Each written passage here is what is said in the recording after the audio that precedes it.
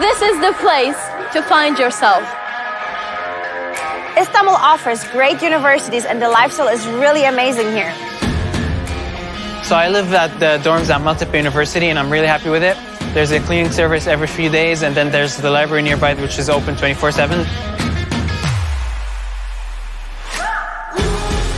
My first impression when I came was like, it's huge. You have everything in one place.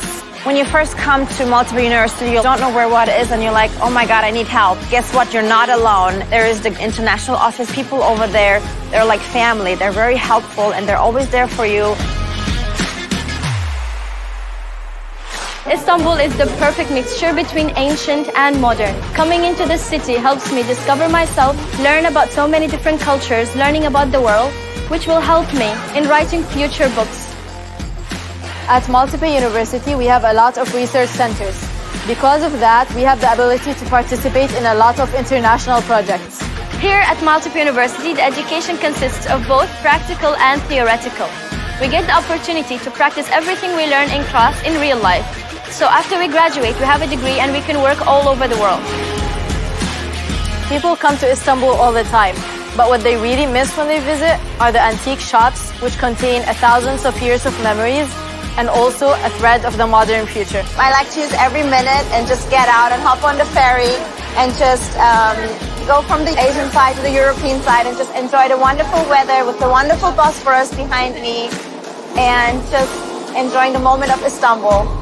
Istanbul is very beautiful with great culture. This city is the symbol of diversity. Come and study at Maltepe University. Come here and feel like you're home.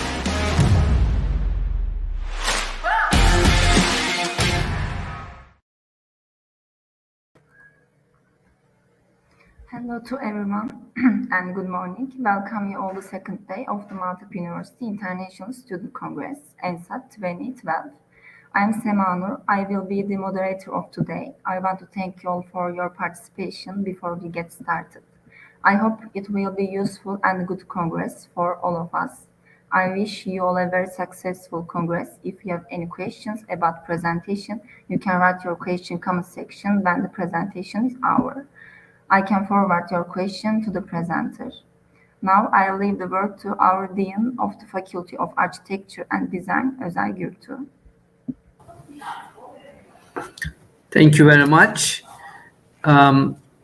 Dear participants, I would like to welcome you all to the second day of the 19th Maltepe University International Student Congress, MUISC'22. We are happy to host the 19th edition of MUISC Congress as Maltepe University. Like we did in last year, we are having our Congress online once again. Hopefully, in the upcoming years, we will be having our Congress face-to-face at our beautiful campus. Since 2013, MUISC has brought students from around the world, allowing them to express and share their research interests and ideas on a variety of important issues in engineering and architecture.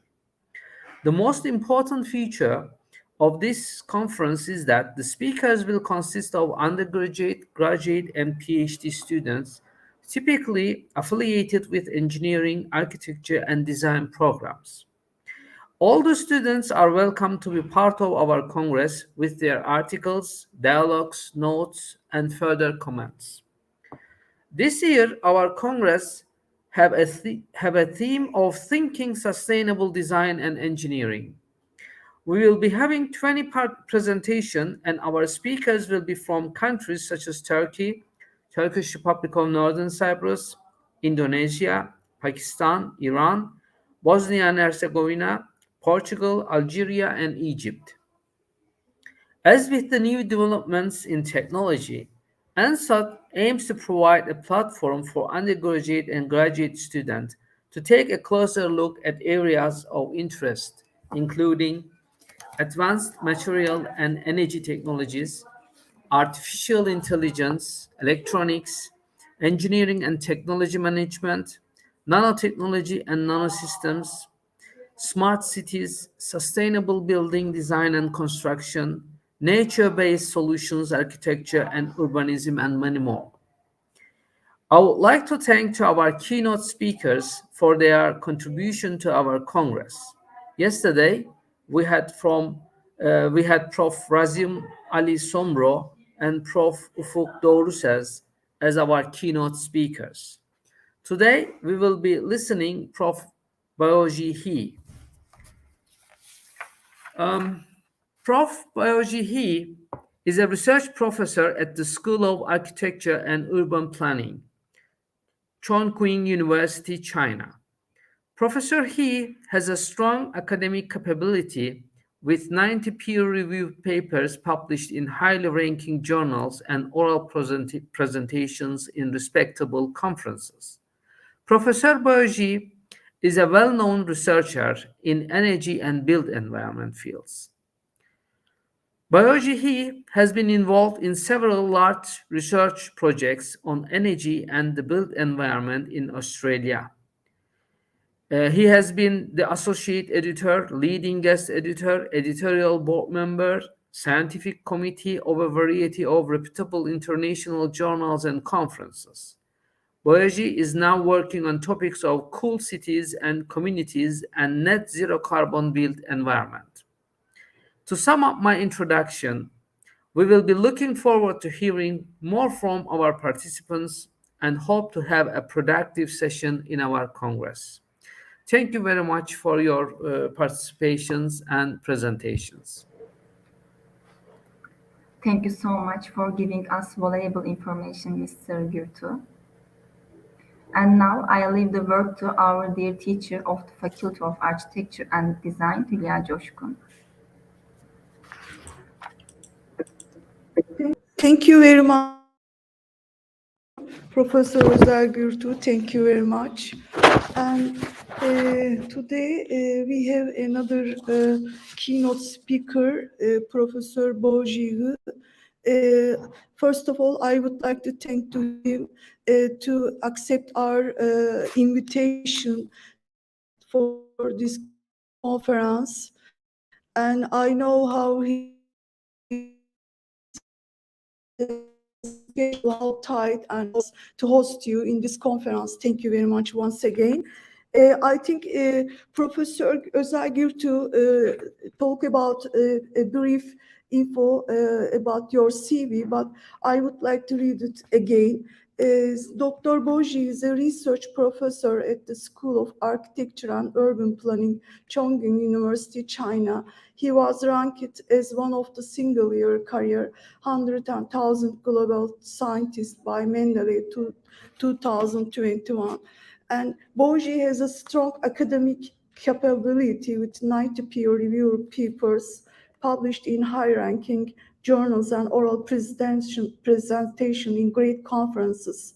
Dr. Bojie outcomes have a high impact in energy and built environment and have been widely listed by peers, which enable Bojie to have 7 highly cited papers recognized by the world-known database of the Web of Science and a high H index. Bojie has been involved in several large research projects on energy and the built environment in Australia in the name of the postdoc, research fellow, research associate, and research assistant. Bojie has been the associate editor, leading guest editor, editorial board member, and seasonal chair scientific committee of the variety of reputable international journals and conferences. Bojie is now working in the topics of cool cities and communities and net zero carbon built environment. He is an alumni of the UNSY Australia and Green Talents alumni in the Germany 2021. Thank you very much once again. And now it's your, you can present your presentation. Thank you very much. It's a great honor. Thank you very much for your invitation and for your introduction, Hoya. And it's my great pleasure to deliver my keynote speech on the creation of the cool cities and communities. So I will share my screen with you. So let me say and share screen. Okay.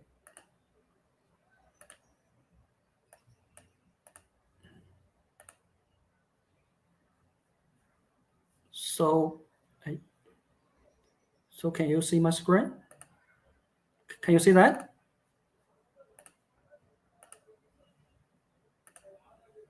Yes, we can. Okay, thank you. So the topic I will share with you is the creation of the cool cities and communities. So I would like to identify the urban heat challenges and to generate some research opportunities for the urban planning and the design, and also some for the civil engineering. And I would like to throw this keynote speech to get more people devoted to creation of the cool cities communities to reduce the urban heat challenges. And also today the topic I will share includes 5 parts. The first part is about the global challenges and the urban heat. It introduces the why we need to address the urban heat challenge, why we need to create the cool cities communities.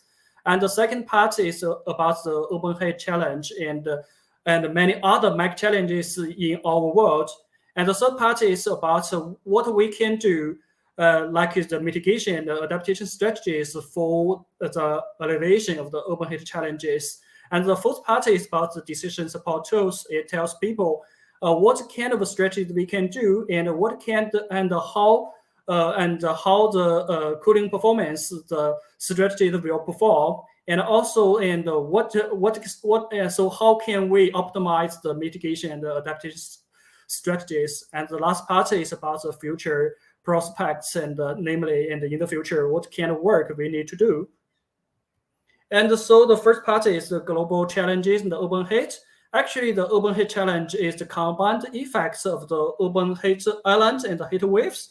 And for the heat waves, we know that temperature could reach 35 degrees or higher for 3 to 5 days or dozens of days. So the red image shows the current heat wave events from the 1980s to the 2021.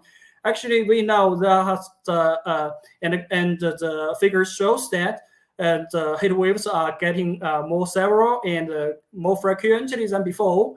And the heat waves are also very severe, and it causes the deaths of many people. The most famous one is the Europe one in 2003, and in just about 2 weeks, about 70,000 people lost their lives. So the current for the England and many other many developed countries such as England, for the 2019 and 2020 and 2021, and in the 3 years and each year, there were 2,000 people losing their life due to the extreme heat. And also in Canada, and it's actually a middle or high latitude country, and many people may think the heat waves won't be a big problem. But in 2021, around the end of the June and the early of July, in just 1 week, about 800 people lost their lives. So actually, the heat waves are very several, and it has been one of the most deadliest nature or the weather or nature related disasters. And for the heat waves in the future, and according to some the simulation or the prediction, and we can find the heat waves will be more severe than the current stage, and in the future by 2030, we can see from this image, we can see, and for the North India and the North Australia and also West Africa by 2050, and the North India and West Africa, North Australia, and even the middle or low parts of the Yangtze River in China, the heat waves will be very severe, and it's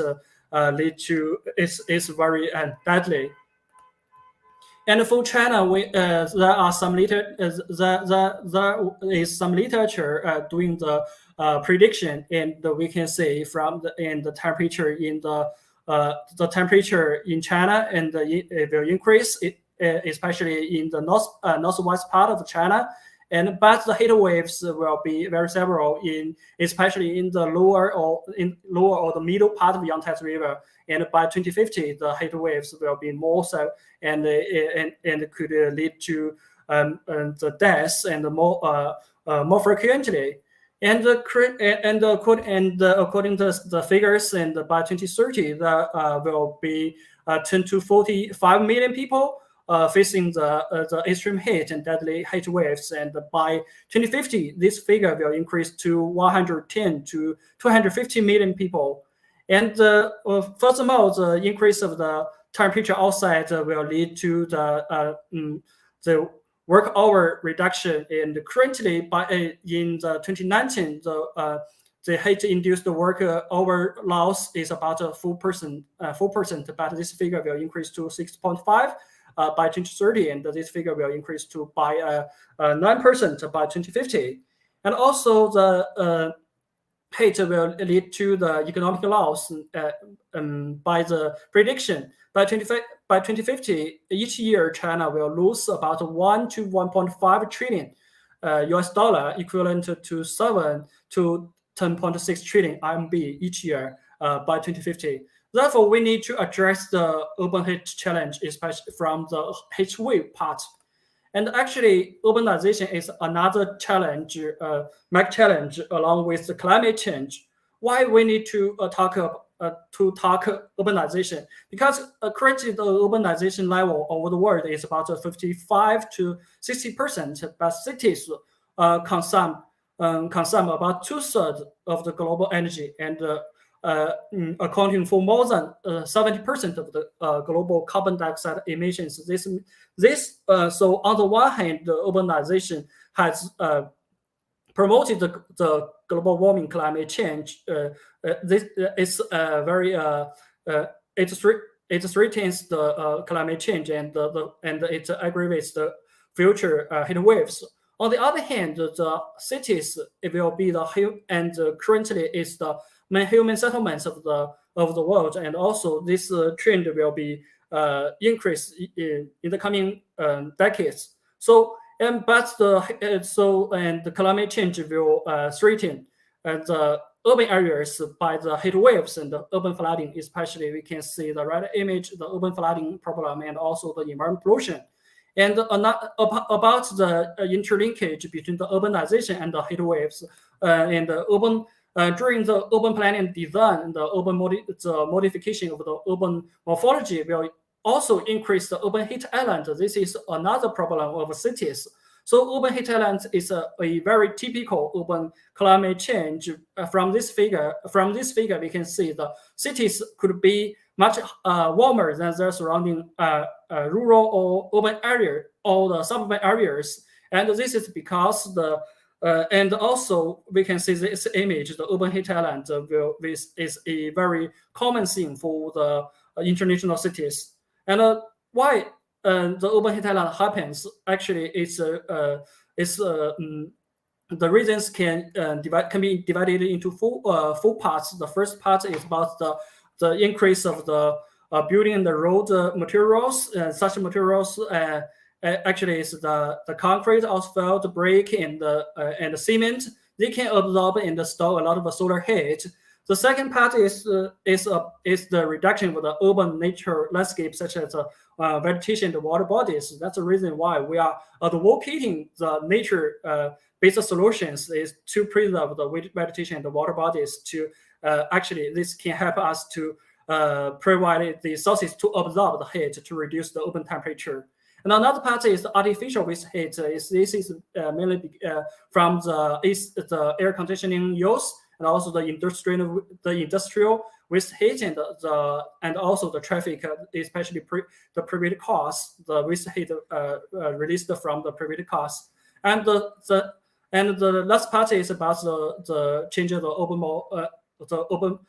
morphology, especially the increase of the building height and the increase of building density. This such increases can reduce the urban wind and this and they prevent the dissipation of the waste heat when the heat is released from the industrial or the private cars or the air conditioning, and also the solar penetration. And what's worse, the heat waves and urban heat island can synergize. According to our study in Shanghai, we found that during the heat waves, the urban heat island intensity can be further aggravated by a maximum of the 1.3 Celsius degree, and the daily average is about 0.8 degree, and the diurnal is also the nocturnal is about the 1.0 degree. This actually means the synergies can further aggravate the urban heat challenges with the deterioration of the outdoor summer comfort. Especially the night temperature increase is very harmful for the vulnerable people, and when they endure a long higher temperature in the daytime, and so they can not relieve themselves from the extreme heat. So in summary, we summarize the urban heat impacts from the phenomenon, the temperature increase in cities, and the impact on the summer comfort indoors and outdoors, and also it puts the burdens on the energy and the water infrastructure, and also it leads to the health risks, especially the increase of the morbidity and the mortality. And this is especially harmful for the vulnerable groups like the children, and also for the elder people and the patients, and also the pregnant and the men people. And it also reduces the work productivity, and because when people in two aspects, the first is like the working hour loss, and another is the work productivity loss, and the people, and also the absence of the workplace. And also it leads to the biodiversity loss, and many social inequality problems. So we need to address the urban heat island and the urban heat challenges from the heat essence. And also the urban heat can link with many other challenges. And the first one is the carbon neutrality. Carbon neutrality is currently very popular all over the world, and the people we are working on this and to slow down the climate change. But the urban heat is also a driver of the climate change, so it puts burden on the carbon neutrality. From this image, we can see when during the extreme heat, the outdoor temperature is very high, so people will use so it's push more people to stay indoors. So during this period, people will rely on the air conditioning. But the air conditioning system will release this heat to outdoors. The outdoors, then the temperature will increase again. So the increase in the outdoor temperature will transfer heat into the indoors. This also further increase the indoor temperature. So this negative loop this negative temperature loop will lead to the increase of the energy consumption indoors. And furthermore, so some literature did the prediction by the end of the 21st century, the temperature of the most cities in the U.S. will increase by 1 to 2 degrees, and this means the energy demands will increase by 5 to 25%.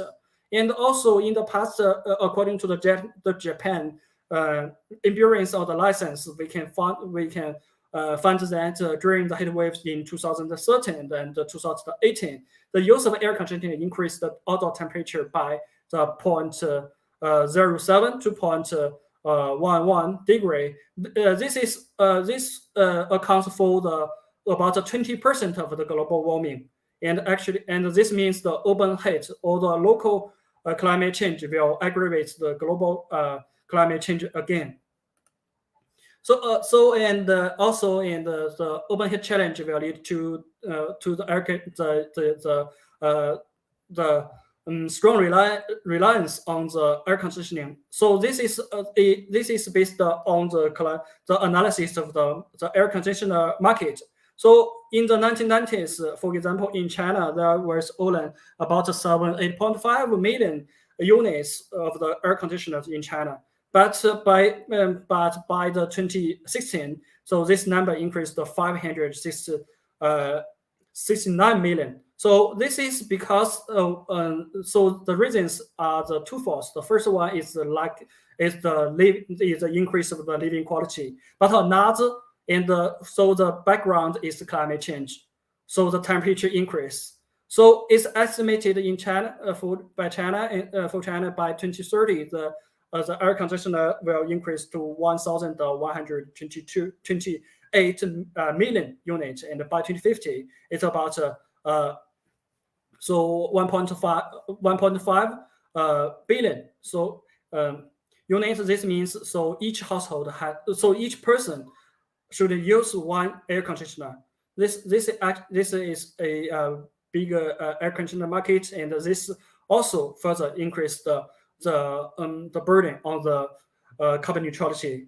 We can see this image. So this image actually show also further indicator. So that for within a street when people all use the air conditioning or air conditioning systems, the temperature within here can increase by 10 degrees.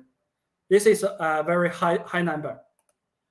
So another challenge is that demographic change, especially for many developing countries and for some developed countries, the rural migrant workers. So we analyze this cases based on China. So in 2019, about 291 million migrant workers from the rural areas to work in the cities, but the rural migrants are always living in the low quality households, and they are engaged in the construction manufacturing industries, and such industry are always the physical heavy work. And many people, about 25% of people, are over 50 years old.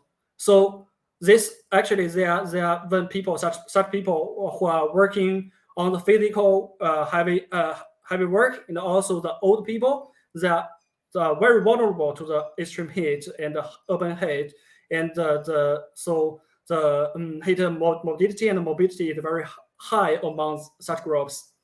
And also, they are always low paid, so they are living a remote part. They are living in the remote parts of the cities, and so this indicates a lack of the social equality, and also this is a big problem for cities.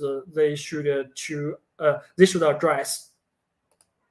And also another challenge is the aging. For many developed countries and many developing countries with a large population, the aging is a big trend. It's very challenging trend as well. And for China in 1970s, we can say there are very limited people who are aged above the 70. But by the 2020, this figure increased to more than 10%, and is estimated by the 2050. This figure will increase to about 24% to 28%. And we know these aging people are very vulnerable on the extreme heat. We can imagine currently we are in the year of 2020, and many people and many staff in the universities who are aged about 30 or 40 years old. For by 2050, and so we will get into the 70s or the 80s. So at that time, we are the vulnerable people. And so currently we are doing the work on the urban challenge is actually prepared for ourselves by 2050. And another challenge is about the perceived urban heat sovereignty knowledge. Well, the urban heat challenge is very several, and the people's awareness on the urban heat is very limited, and the knowledge of how to address urban heat is also very limited. The results presented in this image is based on the Chongqing questionnaire in Chongqing, China. So we can see the perceived urban severity is about 3.48 among 5, but the knowledge of the heat-related risk is only 2.6, and the perceived severity of the psychological impacts is 2.6, and also the perceived severity of the psychological impacts is about only 2.74. And also this result is consistent with the findings in Australia. So some scholars in our team has also done the work on the perceived heat severity and knowledge, and their results found that elder people has a very low awareness and knowledge about the urban heat. So they called the urban heat is a silent killer. This also indicates people haven't been aware of the urban heat challenge.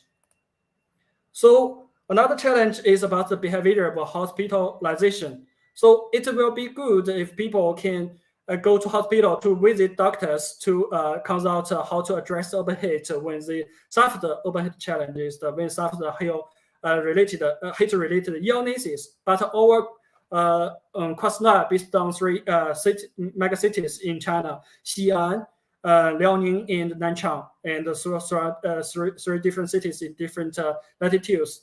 And our results indicate about 40% didn't go to visit doctor when they are on the heat challenges.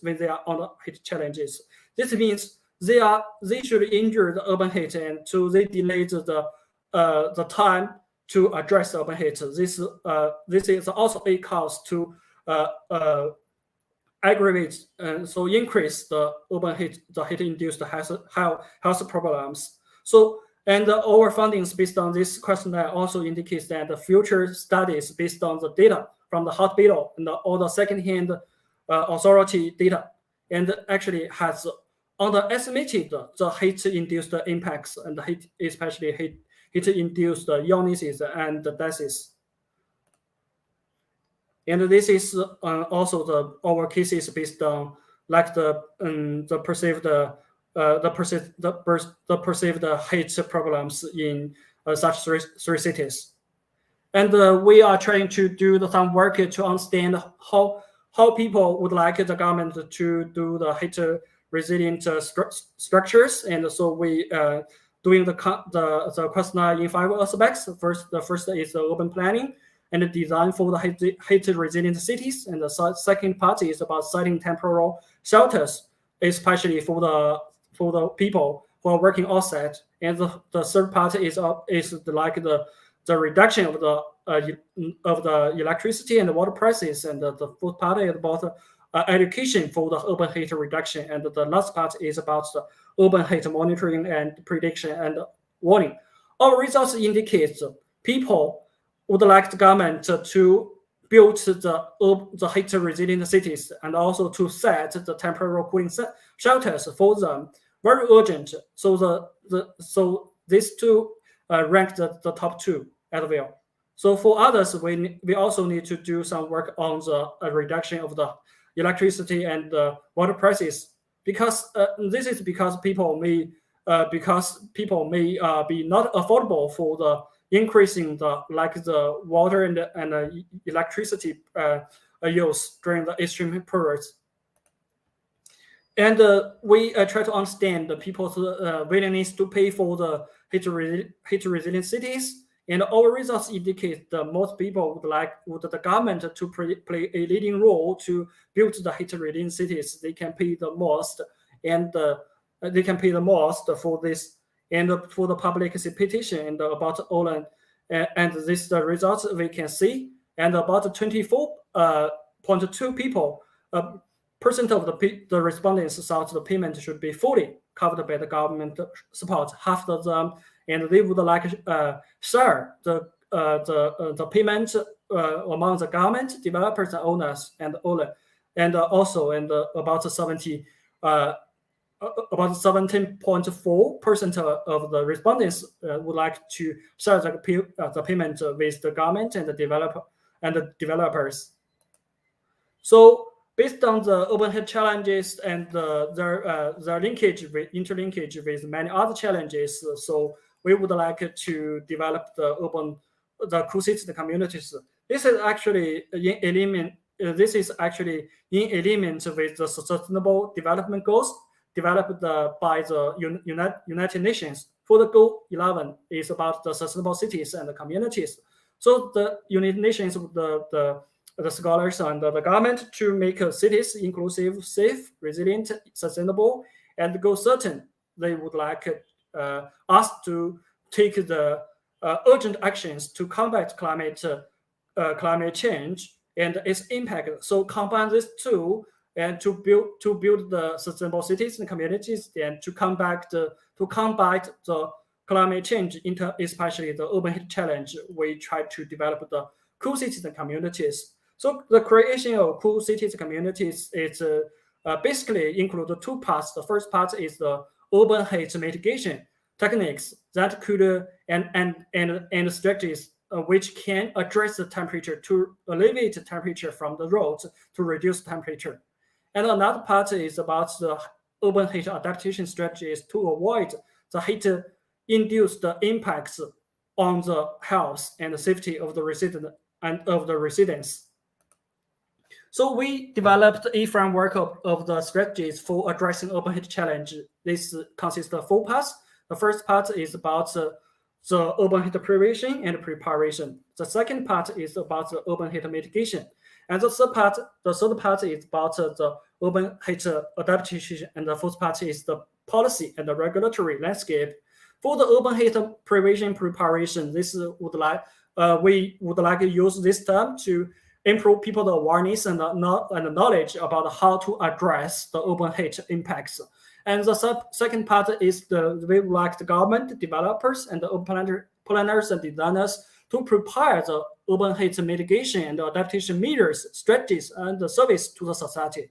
And also it includes the monitoring, forecasting, and the warning system to measure the urban heat, to monitor the urban heat, and then to tell people how to address the urban heat. This is about the urban heat prevention, the preparation.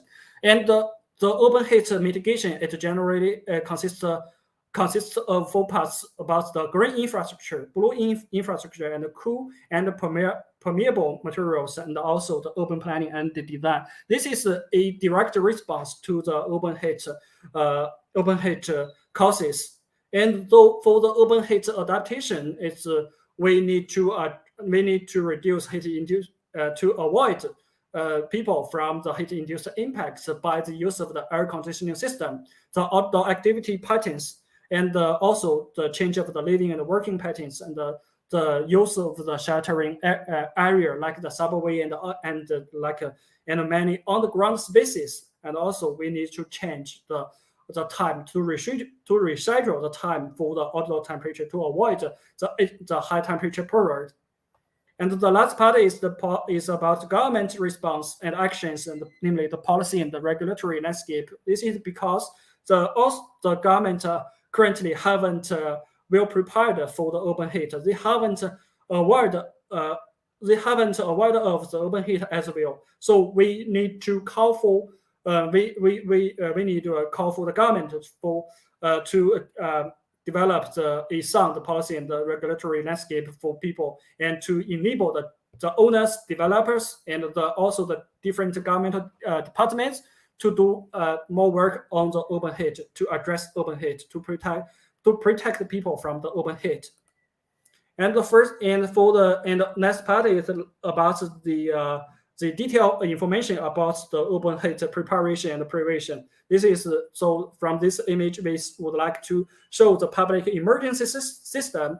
For the first, we need to use the heat monitoring and measurement sensors, and to translate it into the public health information, to transfer it to the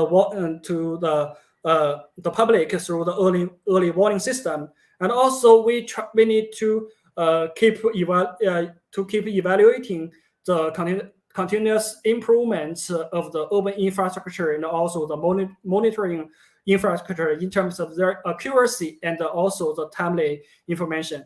And and we also to improve people's awareness and knowledge of the heat-induced risk impacts and how to address the urban heat through enhancing the educational initiatives and campaigns. And further, we need to provide the shelters and also. And during the extreme heat period, the government and also we need to communicate with the power supplier and the water suppliers to ensure their energy and the water infrastructure can to work well to provide the electricity and provide the water to people to ensure people can avoid themselves from the heat. And also, the government may use some the price reduction subsidies to encourage the power suppliers and the water suppliers to overcome the peak water and the electricity use demand. And the next part is about the urban heat mitigation. From the first part is like the land use and patents. This is relevant to the urban planning and the design. According to our study in Shenyang, and we used the land surface temperature based on the remote sensing to track the land surface temperature. We try to link it with the different land use and land cover, such as the buildings, roads, and the bioland and agricultural land and green land and water bodies. Our results indicate the water and the building and the road have the highest temperature.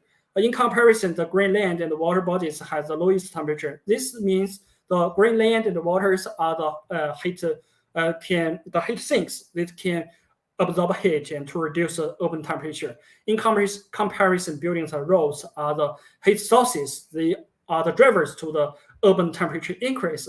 So this implies we need to link the land use and land cover to the territory spatial planning. So we need to preserve the green land and the water bodies. We also to enhance, to improve the urban greenery and to improve the urban pervious surface to absorb heat to reduce temperature. And in comparison, we need to also to think about how to reduce the heat released from the buildings and the roads and to reduce the temperature. And also another thing from at the city scale is about the urban ventilation. Urban ventilation, based on the previous studies, we can find that the wind can effectively reduce the urban temperature, especially with the temperature increase. The urban heat problem can be fully alleviated or completely addressed. And for some small cities with the population of the 30 or to 50,000 people, and when the wind speed increased to 3 to 5 meters per second, the urban heat island can be fully addressed. But for the many megacities like London, then we need very high wind speed, like the 25 meters per second. We know it's impossible, but we need to improve the wind speed to help us to address a part of the urban heat challenge. And also, and another implication from the relationship between the urban ventilation and the urban heat island and is on the urban morphology, because the urban wind speed always reduce with the increase of the urban size, the increase of the urban density and the increase of urban building height. So we need to try to think about how to improve the wind speed in this context. So this is actually my PhD project when I was in Australia, University of New South Wales, and so we should try to address this problem with the consideration of the macro contextual background and the local external wind environment, and we need to also consider the precinct morphology and the precinct form. And based on this, we can tell the urban planners and designers how to use wind to reduce open temperature. And at the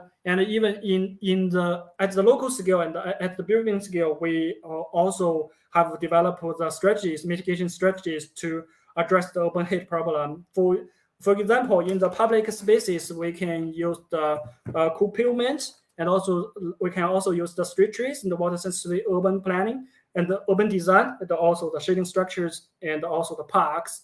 And at the building scale, we can use the cool roofs, green roofs, and green facade, the living walls, and also the building morphology and the design, the shading design. And many things at the individual scale. This is about the urban heat adaptation.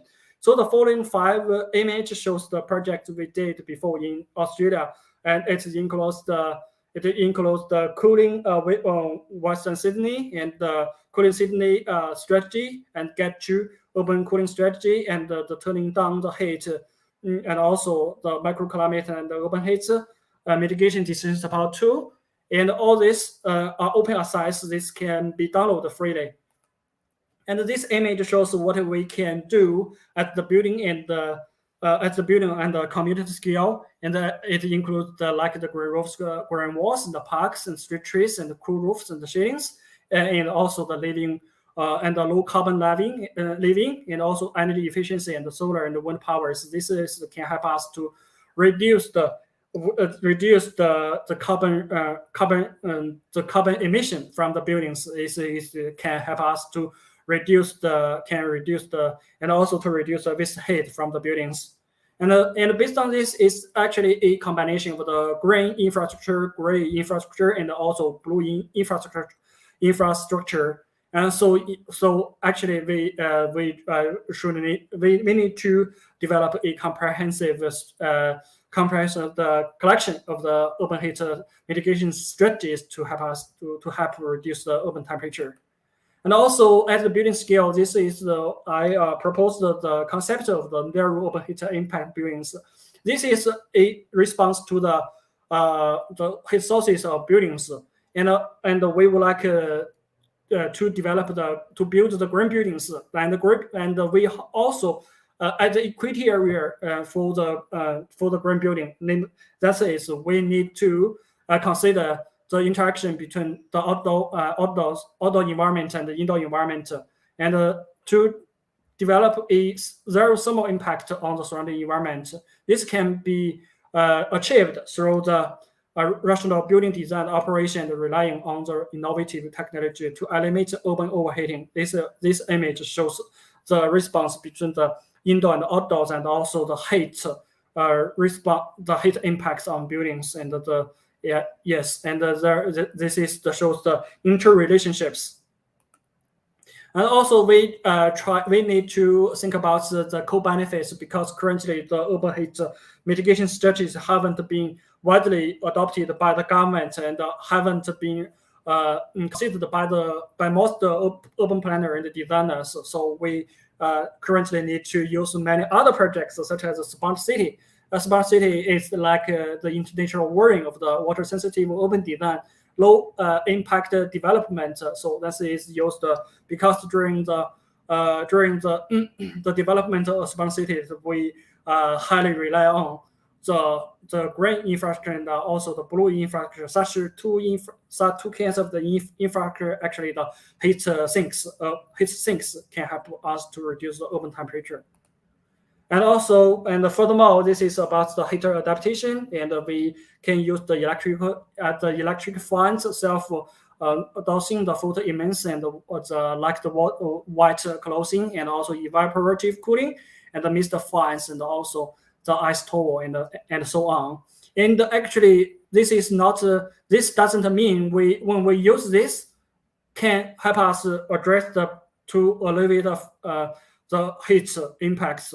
Actually, we also think about how to use them scientifically. Otherwise, there could be some heat-induced allergies and many other problems due to the sudden cooling issues.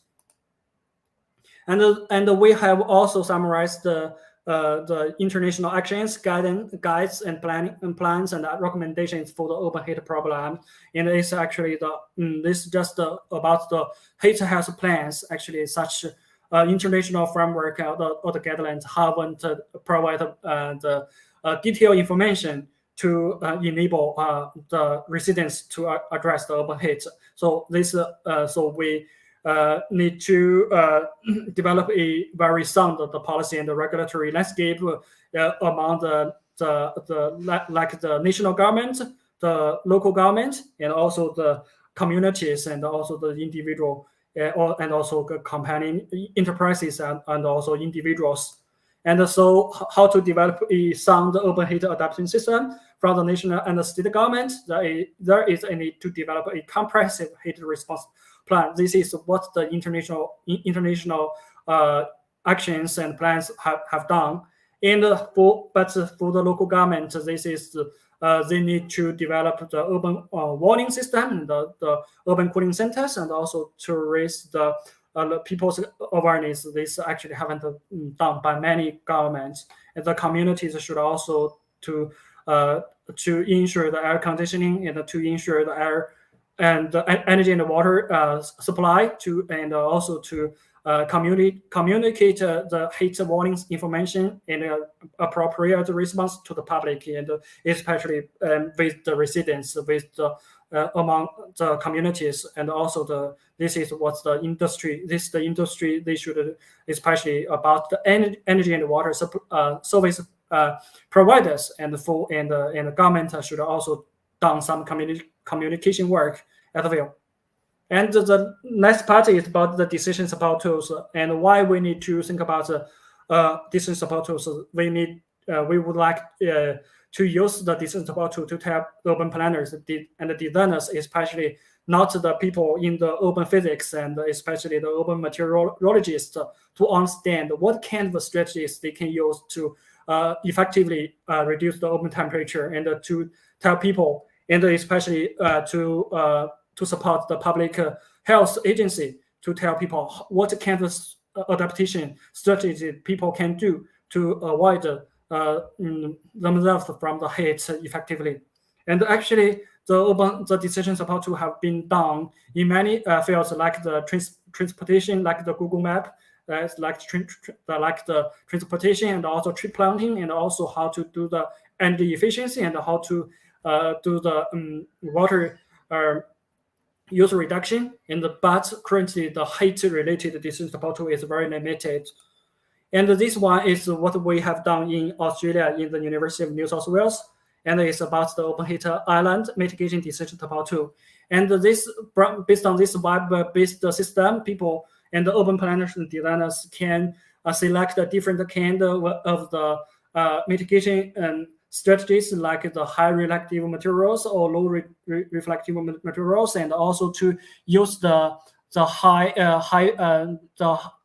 reflective public spaces and the high proportion of the vegetation and the trees and the shading, and also to select if they use the evaporative cooling, and also the water bodies, and also many about the build form techniques, and also based on this, people can know how many the temperatures can be reduced, and also how about the outdoor thermal comfort improvement. And furthermore, we have linked this platform with the green building starts in Australia, and they can tell people when you use the 1-star or 1-star or 2-star or 3-star or 6-star buildings, what kind of the cooling performance it can generate. And but in comparison, and we have the urban heat mitigation strategies, but how about the urban heat adaptation strategies? This actually in the international world, the adaptation decision support tool hasn't been developed. So we are working on this in past 2 years. So we would like to tell people when people can hang out, and what kind of people can do when they're outside, especially during the heat periods. So also And so what kind of routines they can select to avoid the open heat, and also to tell people and if where they can go to reduce the heat, to avoid the heat-induced impact. Based on this, we would like to assess the internal-ability and the workability and the availability and also the cyclability of the outdoor environments. And so this platform includes 6 parts: the data collection, climate prediction, and the post processing, and then we do the data storage to storage the heat challenges in the next day into the platform. The people can use this platform, can retrieve the data through this platform, and to tell people and what kind of routines and the suggestions we can follow to avoid the heat-induced impact. And this is about the data collection and the data prediction. So we based on the weather data and the material data, and this is from the Urban Planning and the Design Agency, and this is from the Urban Meteorology Agency. So we can also do the field measurement to develop the 3D model in the simulation platform, and based on this we can assess the thermal comfort, we can assess the outdoor thermal comfort, and then to tell people how to do the open heat adaptation smartly. And the next one is the future work. Actually, there are a lot of things to do in the future. And the first part is like to develop the sound heat resilient system in cities. Also, we need to use the co-benefits and to analyze the co-benefits. What we have mentioned, like the smart city and the water sensitive urban design. We also try to seek the co-benefit from the green building, and also the green building, green campus, and also the low carbon eco city, and many other and many green initiative practices in cities like this. And we also should improve people's participation in terms of the knowledge, awareness, and the capacity, and the actions to address open heat challenge. And that's one is about the economic investment, and the government and the developers and the owners should to develop the funds, initiatives, and embodied and this should they should consider the embodied returns in the long run, not just if they can get the benefits from the short-term investment. And this is consistent with the questionnaire results we obtained from the several megacities in China. And the next one is the government should and the enterprise should formulate the policy and guidelines, laws, rules, and the regulations, and also some specifications, and to tell people and how to address, and to tell the open planners and the open planners, designers, and the enterprises and the many owners, compulsorily or the voluntarily, and in such two patterns. And this image presents the future work we need to do, and we need to do the in-depth assessment of the heat-induced environmental, economic, and social losses, and also in the future the heat risks and risks in different aspects in different industries. And also we need to assess the feasibility and the suitability of the open heat and adaptation, open heat mitigation and adaptation techniques and strategies. And many other is about the awareness and knowledge, attitudes, and also the response of poverty, low and labor migrants, and the vulnerable groups to the open heat problem, and also the co-benefit, the drivers, and especially about the top level design, and also many emerging problems. And the excellent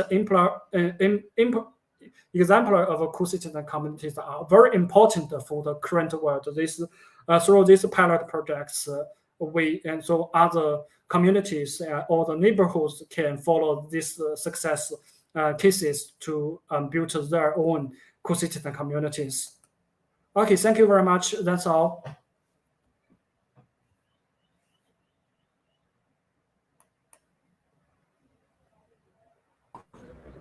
Thank you very much, Professor Bojie, and it's great contribution to our conference and also valuable knowledge about the sustainable architecture and urbanism. And he once again emphasized how to design a sustainable buildings and cities as an architects and urban designers in the future. Thank you very much. Thank you very much.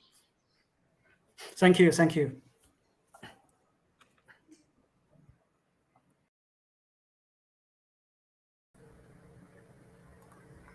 Now we will take lunch break, and then we will continue with our other presentations. See you at 1 p.m.